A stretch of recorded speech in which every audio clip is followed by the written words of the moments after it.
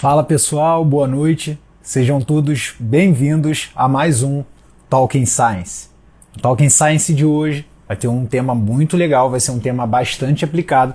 A gente vai falar sobre prescrição de treinamento aeróbio. Você que está assistindo pelo replay, fica até o final, e você que está chegando agora para assistir ao vivo, não desliga não, porque a gente vai falar sobre temas aplicados, direto relacionado com a prescrição do personal trainer, ou seja, com a nossa atuação, a atuação direta em relação aos nossos alunos e a nossa intervenção direta em atuação profissional com a demanda que o aluno exige. Então, boa noite a todos vocês que estão entrando. Eu estou vendo aí André, Camila, obrigado aí pela boa noite, Rê.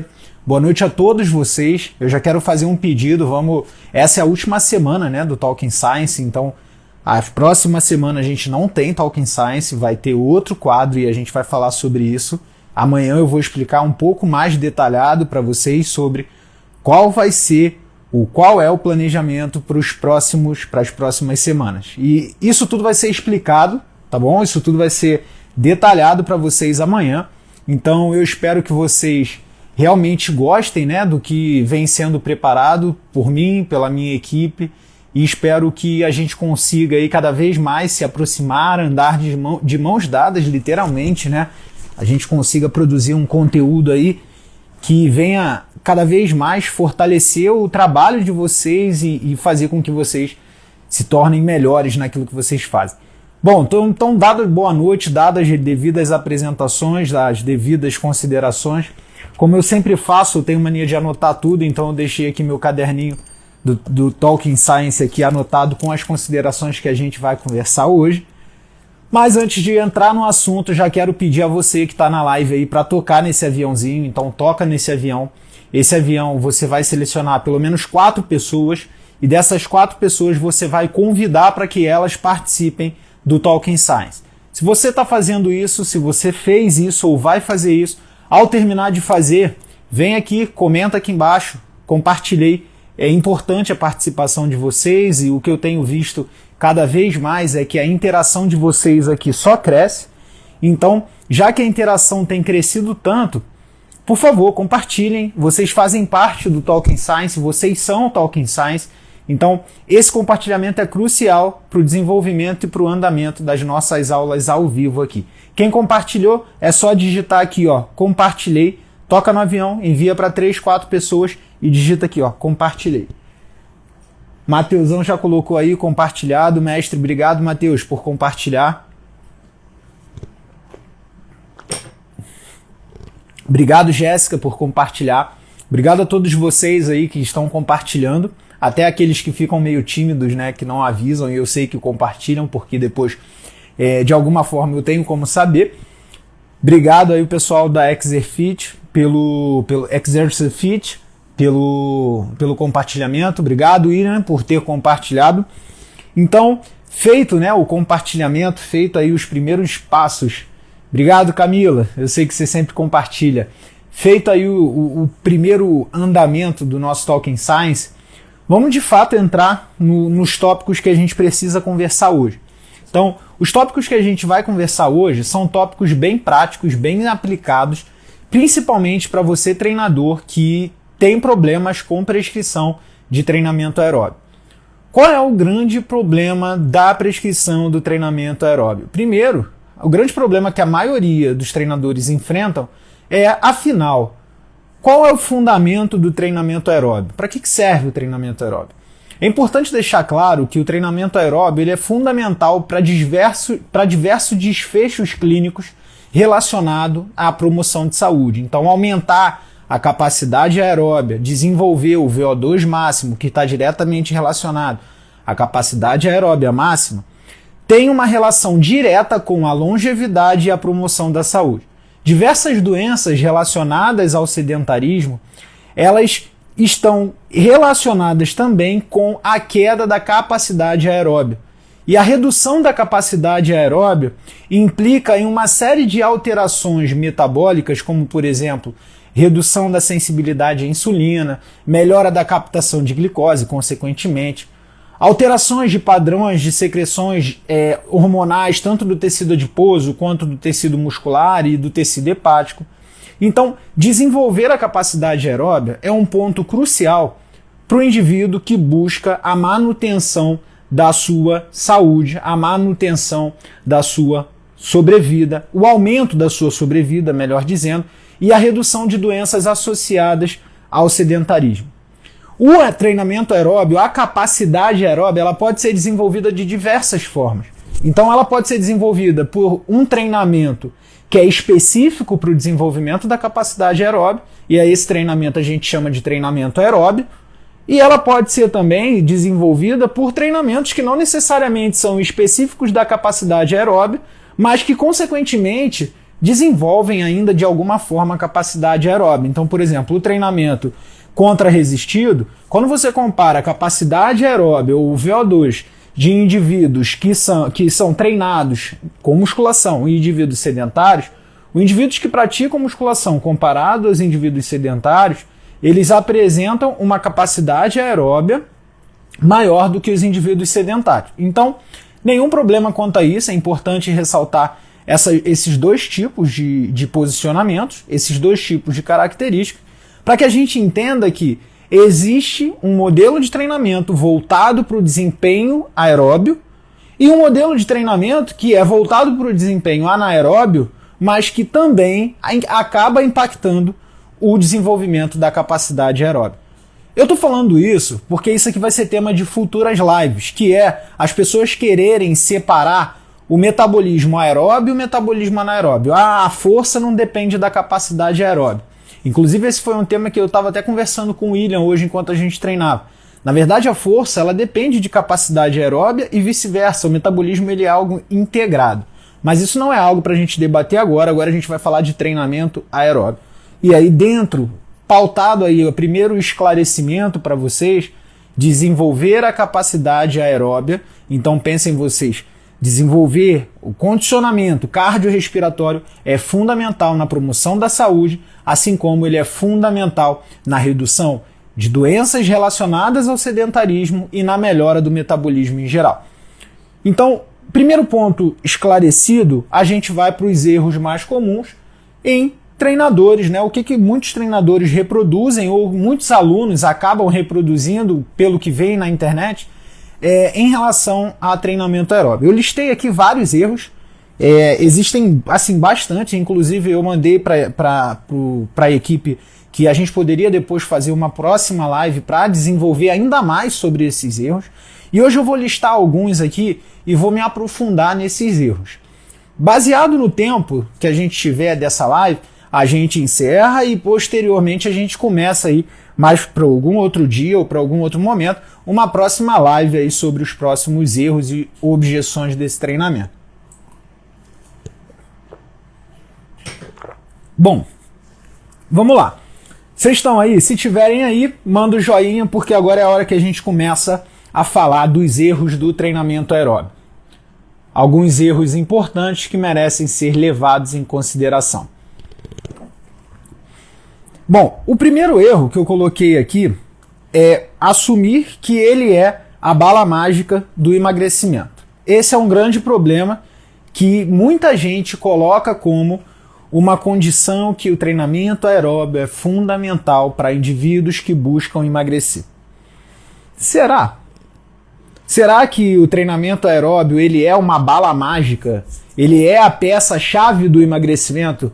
O que é melhor, o treinamento de força, o treinamento aeróbio? Não é essa a questão que eu quero entrar aqui. A questão que eu quero desenvolver com vocês aqui é que, se tratando no conceito de emagrecimento e entendendo que o emagrecimento é algo multifatorial e que está relacionado a um conjunto consequente de variáveis que precisam ser controladas, a gente não pode assumir que apenas o treinamento aeróbio ele vai ser fundamental para o emagrecimento. Por isso que é um grande equívoco alguém dizer que o HIIT emagrece, o contínuo emagrece, o aeróbio em jejum emagrece, porque o desfecho do emagrecimento não depende só do treinamento aeróbio. Eles podem desenvolver adaptações estruturais e funcionais no organismo que culminam em benefícios ao metabolismo e que, consequentemente, isso pode ajudar no processo do emagrecimento.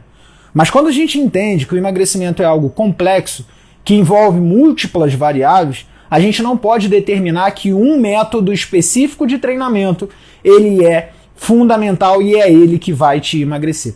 E por que eu coloco isso como um ponto um dos primeiros erros quando se trata de treinamento aeróbico? Porque o que você mais vai ver são pessoas que, ou por uma tendência leiga de não entender do assunto, ou por uma tendência de achar que de fato o treinamento aeróbio ele é a bala mágica do emagrecimento, pessoas que buscam emagrecimento e no primeiro momento elas já se inserem no salão de treinamento ou no planejamento de um treinamento e o que elas vão fazer?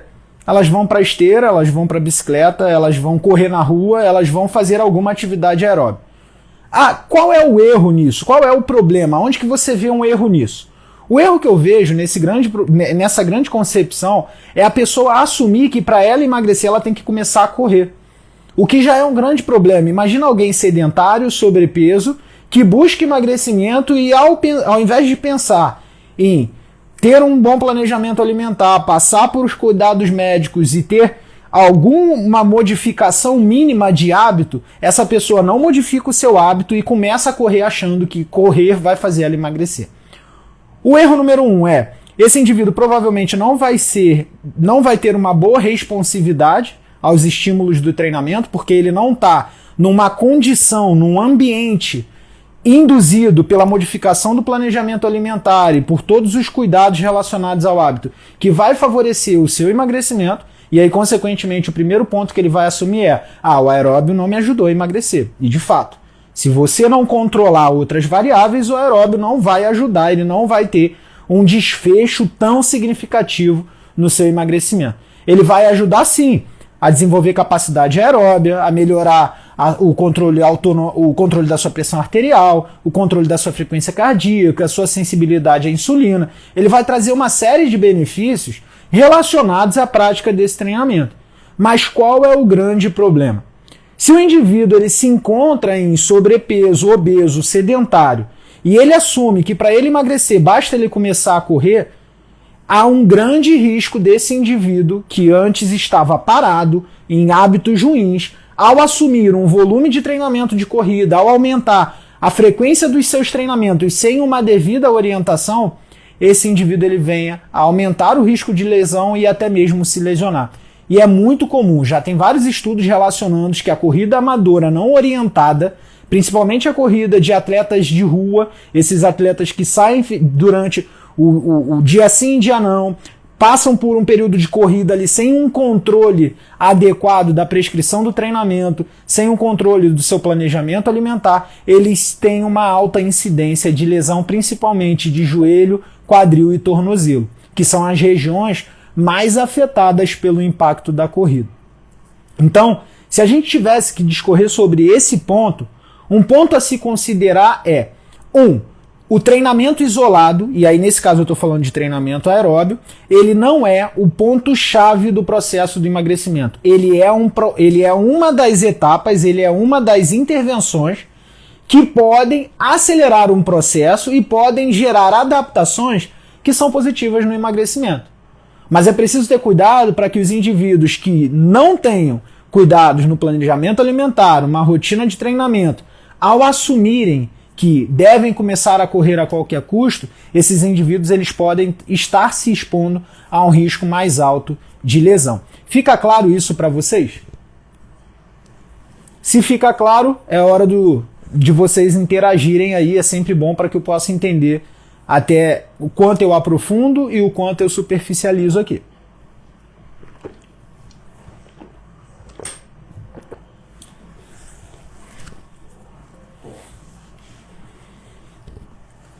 Que bom que fica claro, e mais um ponto aqui a se deixar mais claro ainda. Eu não estou querendo dizer que o treinamento aeróbio não ajuda no emagrecimento, veja bem. Estou querendo dizer que o efeito do treinamento aeróbio sobre o emagrecimento, ele é potencializado quando os fatores, as variáveis intervenientes, como os hábitos, planejamento alimentar, rotina de treinamento, rotina de sono, elas são implementadas. Então não adianta o cara exagerar no volume de treinamento aeróbio se ele não controla o seu planejamento alimentar, se ele não controla as suas rotinas, se ele não controla os seus hábitos. Esse volume de treinamento aeróbio ele pode até ajudar em outros fatores, mas a sua eficiência no emagrecimento vai ser limitada. O outro ponto que eu levantei aqui foi não levar em consideração a estrutura e a composição física do aluno. Isso é muito comum. É muito comum, principalmente em prescrição no salão de treinamento, o aluno chegar para o treinador, iniciar um processo de treinamento e o primeiro exercício do treino, o cara chegou na academia, o primeiro exercício que esse cara vai fazer vai ser o quê?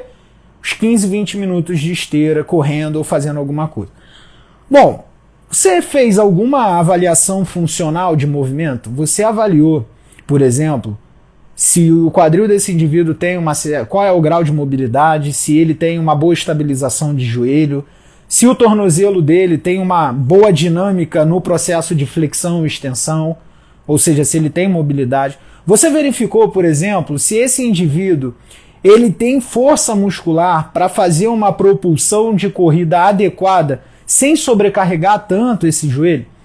Então, o grande problema é assumir que o treinamento, o indivíduo chegou para treinar, ele tem que fazer aeróbio. Não, o primeiro ponto a considerar é você precisa fazer uma boa avaliação, tanto funcional, ou seja, de movimento desse indivíduo, entender o quadro desse indivíduo prévio ao treinamento, se ele já tem recorrência de lesão, se ele já tem algum tipo de lesão de membro inferior, se ele relata alguma dor de membro inferior, para depois você inserir, na medida em que você faz toda essa avaliação, a intervenção necessária. Nem sempre, para o indivíduo que busca aumentar a capacidade aeróbia, busca emagrecer com o treinamento aeróbio, nem sempre você vai ter que começar o treinamento aeróbio com o exercício aeróbio. Veja bem, parece estranho, mas é real.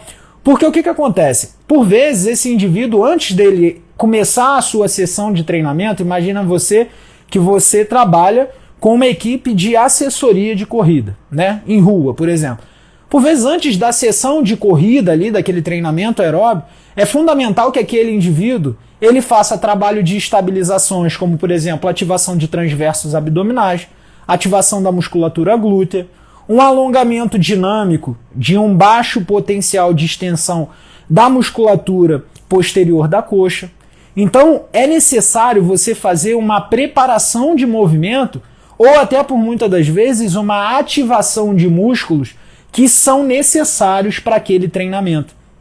Então, quando você pensa na prescrição de treinamento aeróbio, não pense que o indivíduo tem que chegar e começar a correr. Não é simplesmente o cara botar o tênis no pé e sair por aí correndo. Ele precisa passar por uma avaliação prévia, você precisa saber quais são os movimentos limitantes, quais são as dores recorrentes. Se esse indivíduo ele é sobrepeso, ele é obeso, se ele é sedentário, se ele não é, isso tudo influencia. Imagina você colocar mais uma vez um indivíduo sobrepeso a um volume de corrida alto e uma frequência de corrida alta. Sei lá, ele correndo, por exemplo, 6, 7 vezes na semana, 1 hora por dia, porque você assumiu que se ele correr mais, ele vai emagrecer. E às vezes ele não controlou os hábitos que estão relacionados ao emagrecimento, ele não emagreceu e o volume, a frequência de impacto que aquelas articulações vêm sofrendo por conta da demanda do treinamento acaba aumentando ainda mais o risco de lesão. Então, o erro número 2 é você não considerar, é quando o professor ele não considera essas relações de estrutura física, composição corporal e capacidade funcional.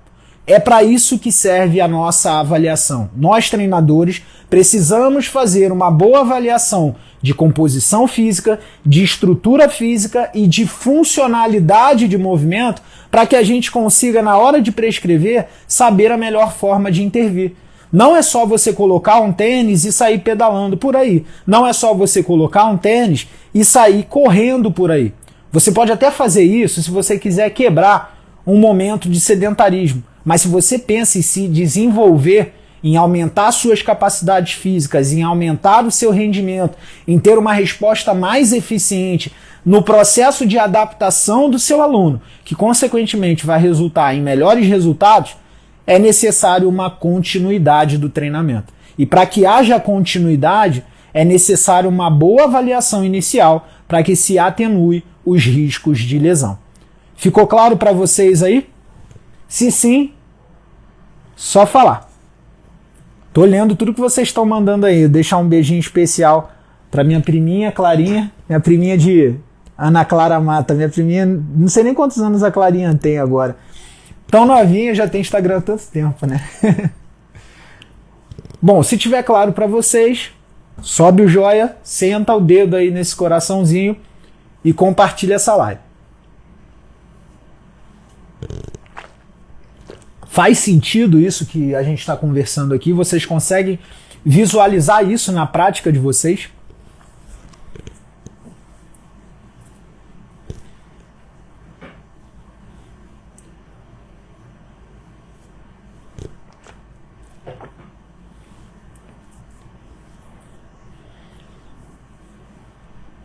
Um outro ponto, vamos lá, vamos entrar numa outra questão agora. Um terceiro erro muito comum na prescrição de treinamento aeróbio. Quantas vezes o seu aluno chegou para treinar com você e você fez, ainda que submáximo, um teste de esforço mínimo para avaliar a capacidade aeróbia que esse indivíduo tem? Sejam sinceros aqui comigo. Ou não precisa nem, se quiser responder, pode responder. Se não quiser responder, pode também não responder. É uma questão de troca, de sinceridade. Quantas vezes os alunos de vocês foram avaliados antes de serem submetidos a uma sessão de treinamento aeróbico? Você já parou para fazer algum tipo de avaliação para entender a capacidade aeróbia prévia desse indivíduo? Pelo menos para predizer, aquele testezinho de Cooper de 12 minutos, que é um teste extremamente acessível. Você coloca lá o seu aluno para correr por 12 minutos, ele tem 12 minutos para que ele atinja a distância máxima que ele consegue percorrer sem reduzir os incrementos de velocidade. Vocês já fizeram algum desses tipos de teste? Pois bem, esse é um grande problema. Por quê? Porque a gente quer entregar resultado para o nosso aluno, mas a gente não sabe como avaliar para entregar o resultado que a gente quer entregar. E no final acaba que o resultado não é entregue. Então prestem atenção.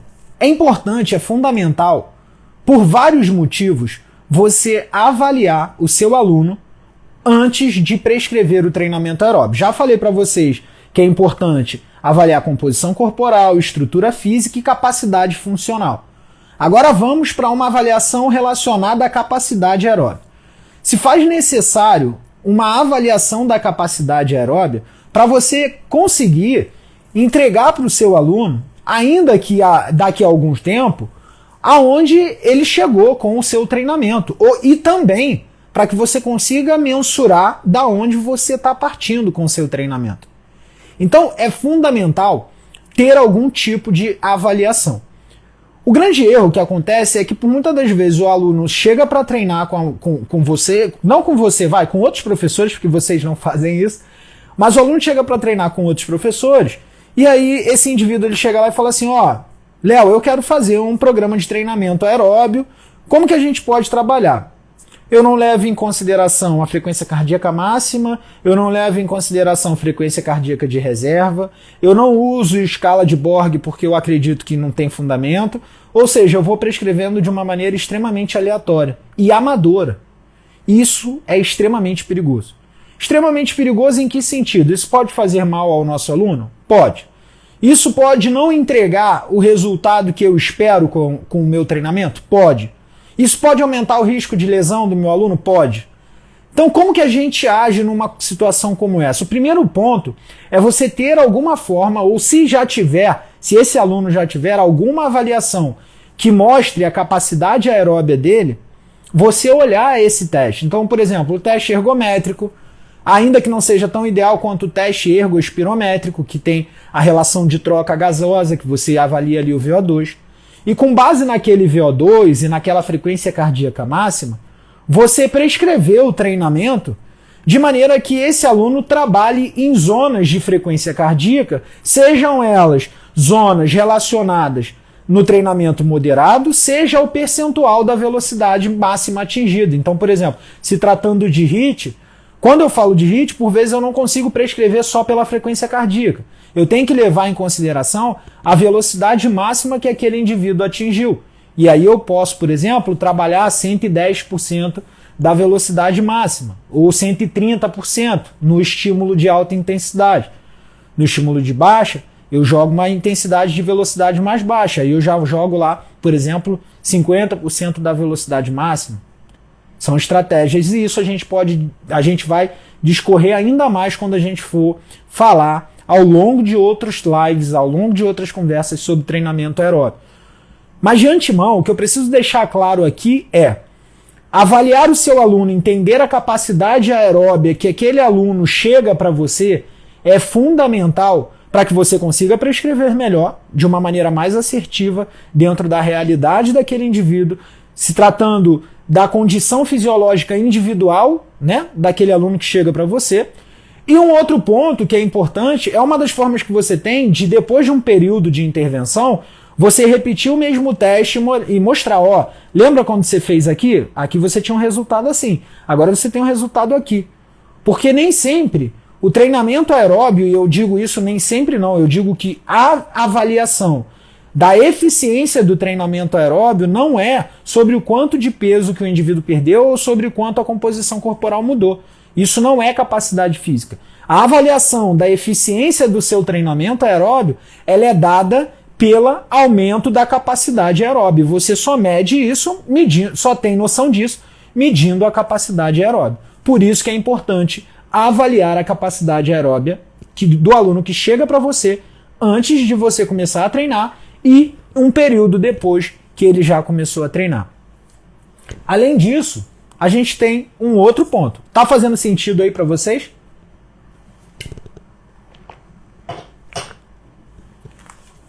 Se tá fazendo sentido para vocês aí, só avisem que a gente vai para um outro ponto que eu quero conversar com vocês aqui. Beleza.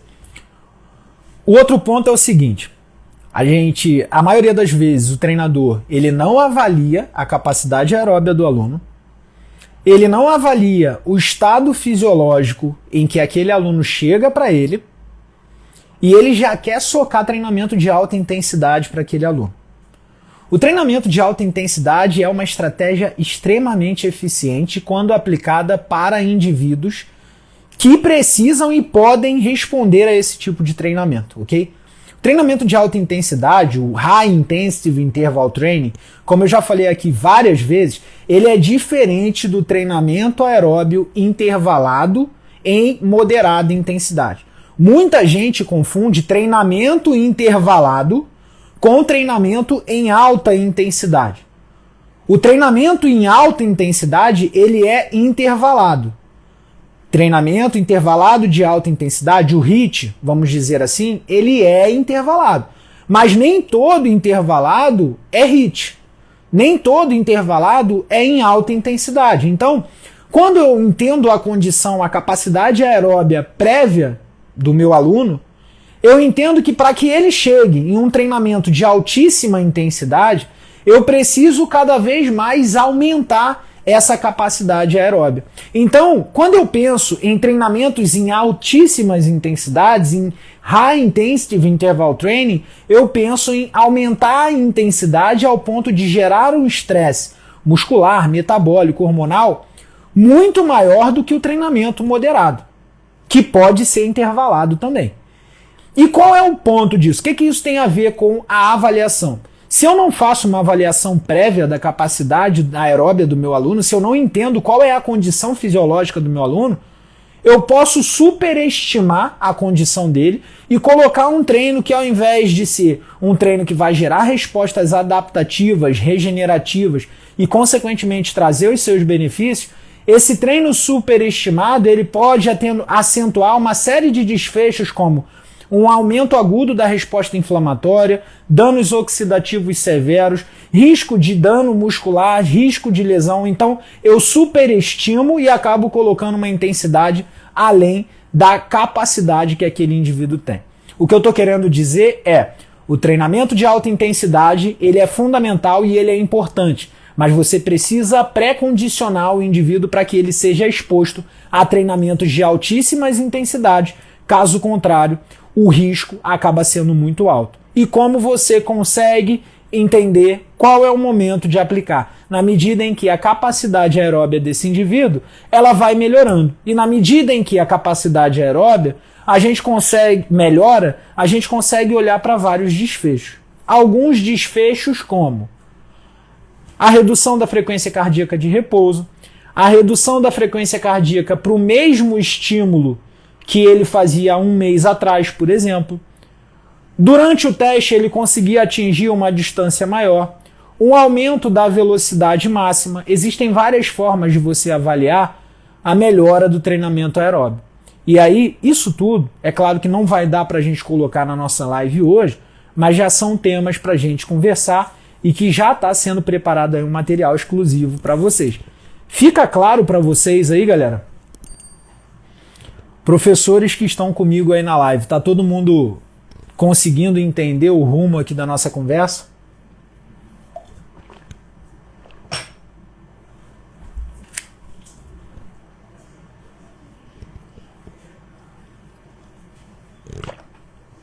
Se tiver todo mundo aí conseguindo entender, é sempre importante ter a opinião de vocês expostas aqui, tá?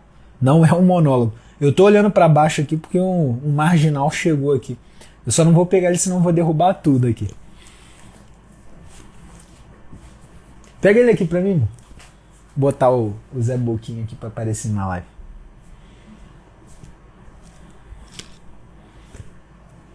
Só para dar um oi para vocês, viu? Porque senão esse Instagram vira o Instagram do Gato Ned. Ned, dá um oi ali pra galera. Dá um oi pra galera do YouTube. E aí, galerinha do canal? Vai. Antissocial pra caralho. Vamos lá. Separei ainda mais algumas coisas aí. Ainda dá pra gente desenvolver mais alguns tópicos que eu vou abrir depois pra pergunta. Eu vou desenvolver o último tópico e abro pra pergunta pra vocês, tá bom? Vamos lá. Um ponto que eu levei aqui em consideração é... Deixa ele acabar de tossir aqui. Um ponto que eu levei em consideração é aeróbio pré ou pós-treino. Esse é um ponto que, nossa senhora, é a dúvida provavelmente da grande maioria. Então, aeróbio pré ou pós-treino. Quando eu devo considerar a intervenção do treinamento aeróbio? Se ela vai ser pré-treinamento de força, pós-treinamento de força, junto do treinamento de força, separado do treinamento de força. Quais são os erros mais comuns que acontecem em relação a isso? A pessoa achar que só existe um modelo de prescrição. Ou treinamento aeróbio antes, ou treinamento aeróbio depois, ou separado e não pode ser junto. Geralmente é esse o modelo que a maioria das pessoas pensam. E aí vão buscar vários tipos de justificativas, que são justificativas plausíveis, mas que não necessariamente se aplicam a todas as condições, entendem? Então a gente precisa entender que o treinamento aeróbio ele pode ser usado em diferentes momentos. Ele pode ser utilizado pré-exercício de força, ele pode ser utilizado após o treinamento de força, ele pode ser utilizado separado do treinamento de força ou até mesmo dentro da mesma sessão, após ou antes da mesma sessão do treinamento de força. O que vai determinar esse momento? O objetivo. E esse objetivo, ele é fundamentado não só com base no que você tem como objetivo frente ao seu aluno, e nem com base no que o seu aluno traz como objetivo para você. Na verdade, esse objetivo é o objetivo de vários fatores relacionados que envolvem a dieta, a relação médico-paciente, a estratégia que o médico também está assumindo com o seu paciente, a relação treinador com o aluno, e a relação treinador com nutricionista e médico. Então, a equipe precisa estar ali relacionada com o objetivo que tem que se desenvolver. Então, por exemplo, vou dar algumas considerações aqui práticas para que vocês entendam.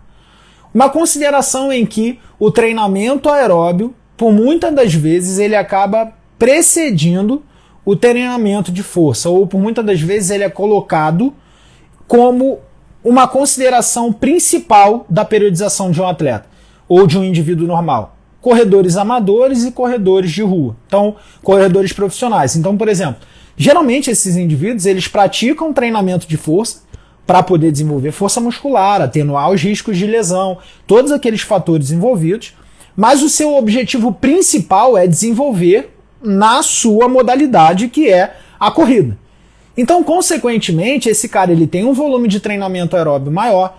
Quando ele vai priorizar o treinamento, as refeições para os treinamentos, as intervenções para o treinamento, ele vai priorizar aumentando a sua capacidade aeróbia e o treinamento de força ele se torna secundário.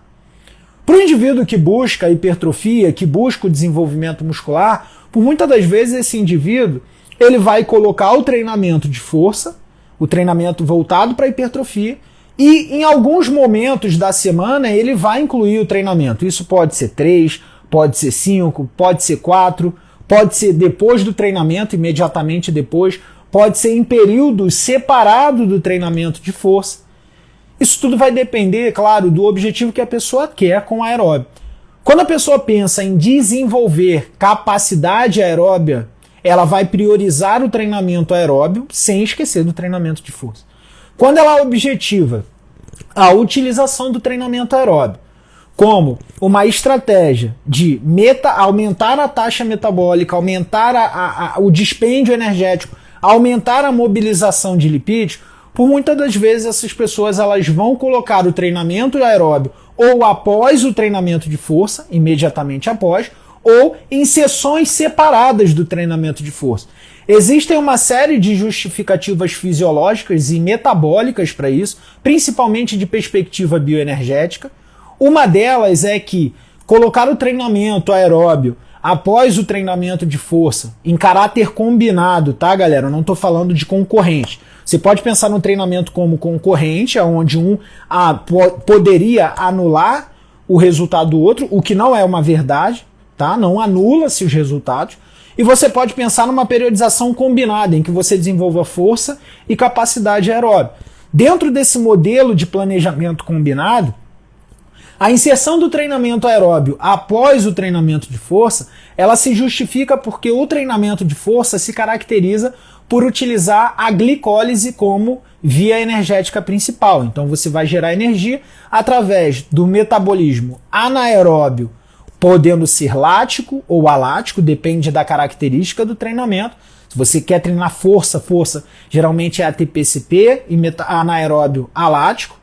E se você treina muito resistência muscular localizada, que é a característica do treino de hipertrofia, é um treinamento anaeróbio lático, porque você vai ter uma resistência muscular lática, por consequência do acúmulo de lactato ali, decorrente do alto volume de repetições com aquela carga.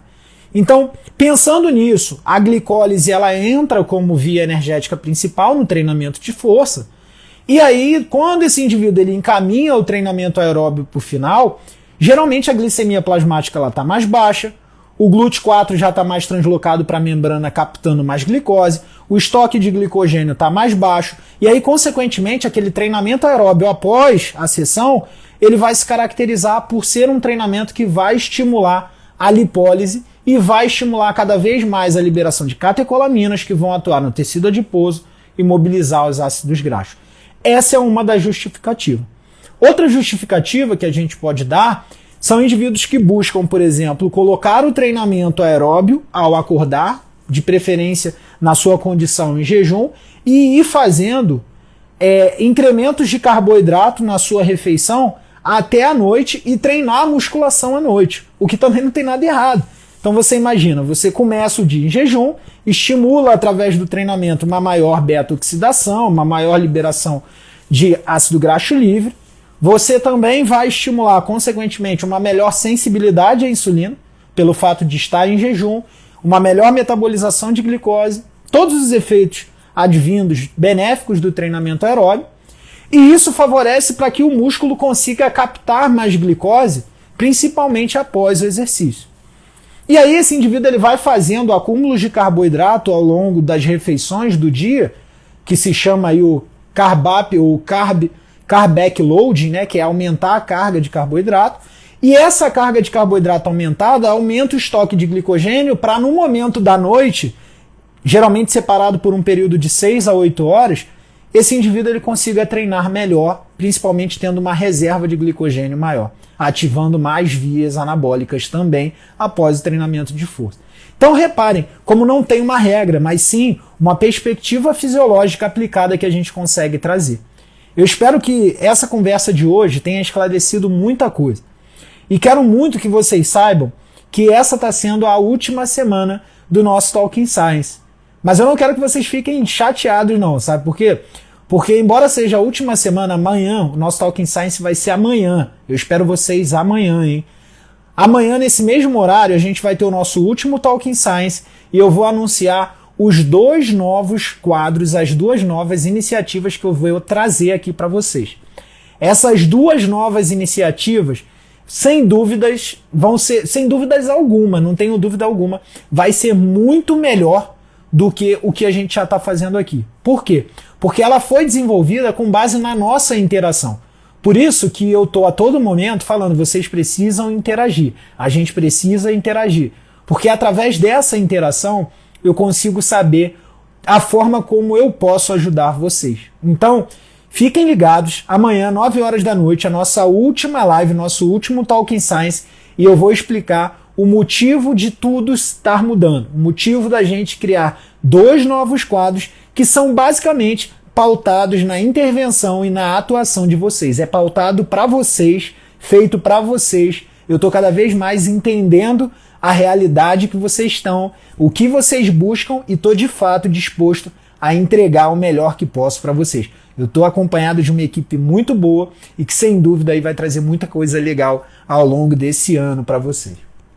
Bom, feito aí as considerações, obrigado aí pelo elogio, valeu Jéssica, Rodrigo, meu irmão, um abraço, Camila, obrigado, fico feliz, sim, amanhã nossa live às 9, William, obrigado irmão, fico feliz que tenha gostado. Eu já vi aqui, recebi algumas perguntas, a Sara mandou assim, quando terá outro curso de emagrecimento? Bom, outro curso de emagrecimento, o curso de emagrecimento ele está salvo, ele está gravado, ele está disponível, mas a venda está fechada. Por que a venda está fechada? Eu não quero que o curso fique aberto à torta e à direita para quando alguém quiser ir lá e comprar. Eu quero que vocês primeiro se desenvolvam aqui gratuitamente e se vocês tiverem interesse, eventualmente eu vou abrir o carrinho e vocês compram.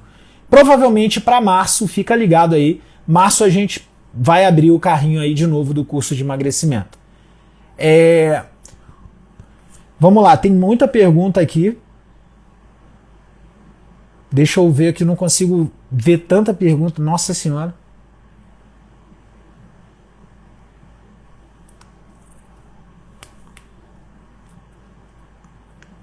Muito elogio aqui da galera. Obrigado, pessoal. Sério, eu tô tentando...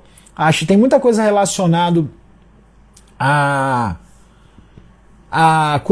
emagrecimento em geral e tal. Em relação à nossa live aqui, nossa, tô deslizando bastante aqui, tem bastante coisa. Bom, eu tô olhando aqui, na verdade tem muita pergunta, muitas considerações relacionadas ao emagrecimento, muitas perguntas relacionadas aí a Camila já tá aí, 2 horas de live. Eu falei, porra, a fonte já secou, Camila, não tem nem mais água. Não dá, preciso de água. Bom, muitas questões relacionadas ao emagrecimento. Eu fico feliz, de verdade, que a gente esteja aí evoluindo juntos, tá? E eu quero deixar aí um outro ponto para vocês, tá? Eu sempre falo sobre printar e compartilhar. Então, printem, compartilhem. Esse é um momento importante. Divulguem essa relação de troca de conhecimento que a gente tem. Isso é fundamental para o nosso crescimento. É fundamental para o desenvolvimento das coisas que estão acontecendo, que vão vir cada vez mais. Sobre as perguntas aí que estão sendo lançadas aqui, eu confesso que eu não quero ser injusto com ninguém, porque realmente apareceu É muita pergunta, mas essa aqui eu preciso responder. Qual o melhor treino para secar? Pega a toalha, sai do banho, se seca. Fica no sol, se seca. São alguns treinos que você pode fazer. Seca bem, viu? Te garanto que vai secar na hora. Se for com a toalha, então, é imediato. Com o sol demora um pouquinho. Aí se tu for impaciente, ou tu deita no asfalto, ou tu fica... Brincadeiras à parte. Tô brincando, Karen. Treino para secar, eu não gosto muito dessa terminologia, viu?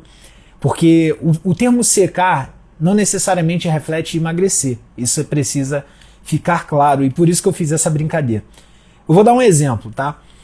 Algum período aí, imagina você, alguém que tenha, por exemplo, algum tipo de alteração do fluxo gastrointestinal e, consequentemente, tenha, vamos lá, palavra, diarreia. A pessoa está se cagando, sei lá, por um grande período de tempo, uma semana com diarreia. Você vai tirar uma foto antes e depois daquela pessoa, você vai ver que aquela pessoa está seca, desidratada. O que não necessariamente reflete emagrecimento. O emagrecimento não necessariamente significa secar.